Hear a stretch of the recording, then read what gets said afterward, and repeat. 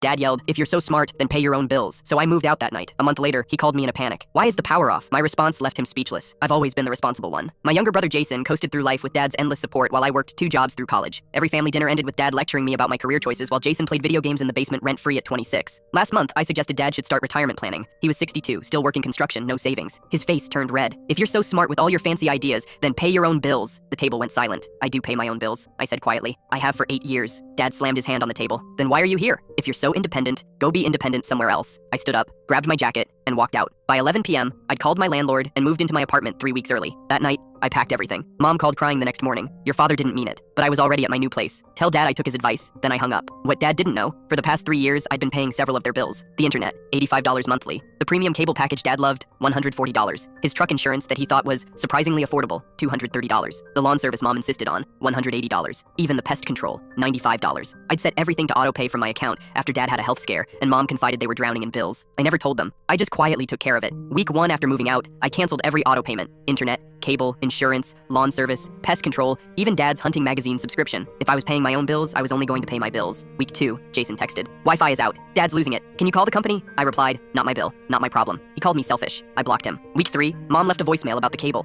I texted back, "I'm being independent, remember?" Then came day 29. My phone rang at 6 a.m. Dad's number. I let it ring. He called again and again. Finally, I answered. "The power's off," he said, voice tight. "Why is the power off?" I stayed silent, waiting. "Your mother can't make coffee. The food in the fridge is going bad. You need to call the electric company." "Why would I call the electric company?" I asked calmly. Because you handle these things," he stammered. "You're good at this stuff." A strange calm washed over me. "Dad, I'm confused. Didn't you tell me to pay my own bills? That's what I'm doing. Those aren't my bills anymore." Silence. Then, "What do you mean anymore?" "I mean, for 3 years, I've been paying your internet, cable, truck insurance, lawn service, pest control, and apparently the electricity was bundled with something I was covering. You told me to be independent. So I am." More silence. I could hear Mom in the background. "What's he saying? What's happening?" Dad's voice came back, smaller. "Son, we didn't know. You never said, you never asked. You just assumed I was the family failure who needed your wisdom about paying bills. We need those things turned back on. Then pay for them. We can't afford all that right now." And there it was. The truth neither of them wanted to admit. They couldn't afford their lifestyle. They'd been living beyond their means, and I'd been the safety net they didn't even know they had. "Dad, you told me if I was so smart, I should pay my own bills. I'm doing exactly that. You're on your own." I hung up. The next day, Jason showed up at my apartment. "You're really going to let them suffer?" "I'm letting them be adults," I said. The same thing Dad demanded I be. Jason tried the guilt trip, tried the family card. I showed him the spreadsheets. 3 years of payments. Over $23,000 of their bills I'd covered. His face went white. 2 weeks later, Mom and Dad appeared at my door. Dad looked exhausted. "Can we talk?" I let them in. Dad sat on my couch, hands clasped. "I'm sorry. I didn't know you were doing all that. I thought. You thought I was a screw-up." I finished. He nodded. "Yeah, here's the thing," I said. "I'll consider helping again, but not like before. You want my help? You ask for it.